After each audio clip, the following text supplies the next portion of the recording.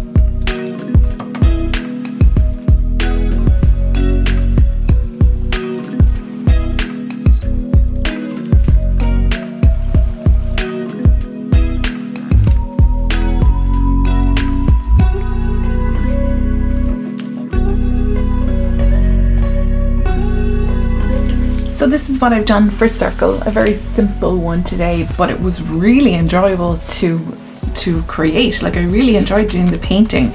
I would recommend it if you're ever feeling a little bit stressful and you want something distracting and low pressure. This was a lot of fun to do.